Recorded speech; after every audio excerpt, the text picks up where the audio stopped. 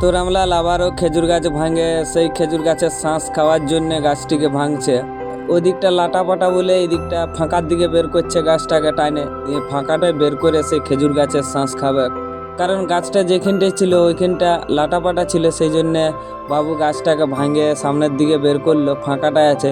এরপর বাবু এখানে দাঁড়িয়ে দাঁড়িয়ে সেই খেজুর গাছের থেকে শাঁস বের করে আর খাবে। তো আজকে কি হয়েছিল, রামলাল সন্ধ্যায় জঙ্গলের রাস্তা, সেই রাস্তায় লোক যাতায়াত করে, সেই রাস্তা দিয়ে বাবু হাঁটে চলেছিল। আর লোক টোক বেশি থাকে নাই, 2-4 জন ছিল। তো রামলাল সেই রাস্তা ধরে যাচ্ছিল, জঙ্গলের মুরাম রাস্তা, সেই মুরাম রাস্তা ধরে যাচ্ছিল। আর পেছনে কতগুলো ছানা যাচ্ছিল, কারণ আজকে ওই এলাকায় হাট ছিল, মকর উপলক্ষে যে হাট, সেই হাট। আর ওই রাস্তা দিয়ে লোক যাতায়াত করে, সেই কারণে কিছুগুলো ছানা রামলালের পেছনে পেছনে যায়।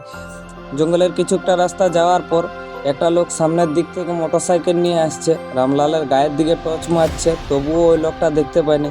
রামলালের পেছন দিকে যে ছেলেগুলা ছিল, ওই লোকটাকে বাইক নিয়ে যে সামনের দিক থেকে আসছিল তাকে বারবার করে ডাকতে থাকে, হাঁকাতে থাকে, কিন্তু শুনতে পায়নি লোকটা। এরপর ওই লোকটা রামলালের কাছাকাছি আসতেই রামলালকে দেখতে পেয়ে মাঝ রাস্তায় গাড়ি ফেলে দিয়ে জঙ্গলের দিকে ঢুকে যায়। কিন্তু রামলাল এতটাই শান্ত যে মাঝ রাস্তার মধ্যে গাড়িটা পড়েছিল, রামলাল ওই গাড়িটার সাইড হয়ে চলে যায়, গাড়িটায় কোনো পায়ও দেয়নি আর সুঁড়ো বলায়নি। এরপর কিছুটা যাওয়ার পর ওই ছেলেগুলাকে দেখতে পেয়ে লোকটা জঙ্গল থেকে বেরিয়ে আসে এবং গাড়ি নিয়ে এসে চলে যায়। তো আজকে এই রামলালের কথা শোনার পর আমার নিজের চোখে দেখা একটা ঘটনা মনে পড়ে গেল, সেটাই তোমাদের সঙ্গে শেয়ার করছি। এটা কোনো গল্প নয়, একদম বাস্তব সত্যি ঘটনা।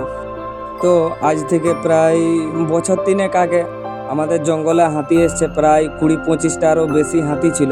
তো আমাদের গ্রামের লোক সবাই জানে যে আমাদের জঙ্গলে ভোর ভোর হাতি ঢুকেছে 20-25টার মতো। আর সেই সময়টা ছিল বর্ষাকাল। তো আমরা সেই জঙ্গলের মাঝের রাস্তা দিয়েই গেছি ফুটবল খেলা দেখতে। মানে জঙ্গলের মাঝের রাস্তা বলতে ওই রাস্তাটা দিয়েই সবাই লোক যাতায়াত করে, জঙ্গলের সেই ধারের গ্রামগুলা সবাই যাতায়াত করে, বাজার আসে এই রাস্তাটা দিয়েই। তো খেলা দেখতে গেছি 10টা সাড়ে 10টার দিক করে। কিছুক্ষণ খেলা দেখার পর খিদা লাগতেই 2টা-2:30টার দিক করে আমরা ঘর আসি। ঘর আসার পথে গ্রামগুলা পেরিয়ে জঙ্গলটার একটুকু আসেই দেখছি দমে জল পড়তে শুরু করে দিয়েছে। আর সে সময়টা বর্ষাকাল ছিল, আমাদের কাছে ছাতাও ছিল। আর এত জল পড়ছে যে সাইকেল চালানো যাচ্ছে না, রাস্তায় দমে জল হয়ে গেছে।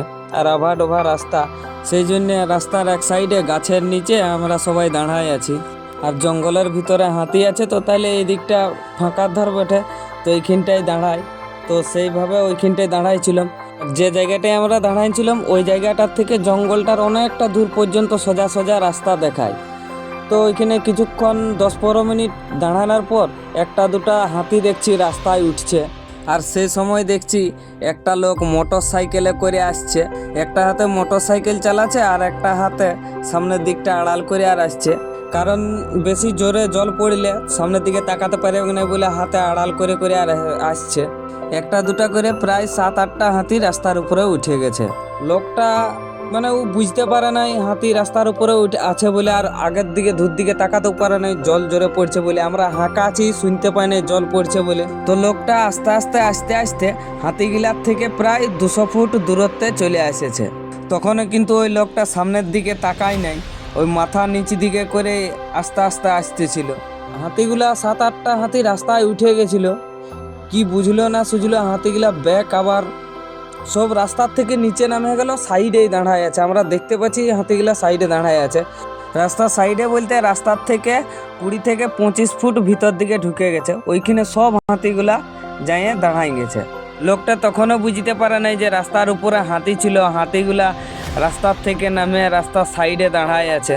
আমরা হাঁকাছি, শুনতে পাই নাই, তাও হাত দেখাচ্ছি তাও দেখতে পাই নাই। ও মাথা নিচে দিকে করে মোটর সাইকেল চালাই নিয়ে আসছে। আর হাতিগুলা রাস্তার সাইডে আছে, ও মানে কোনো দিকে ভালো নাই, শুধু রাস্তার নিচটা ভালে আসছে, দূর দিকে ভালতে পারে নাই।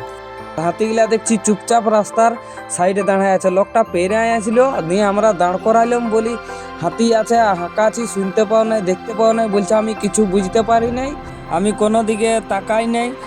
যখন একদম কাছে চলে এসেছি তখন দেখতে পাচ্ছি রাস্তায় হাতির পায়ের ছাপ। মাথায় তখন আমার আর কিছু আসে নাই, তাই আমি গাড়ি সোজা রাস্তা ধরে নিয়ে চলে আসি।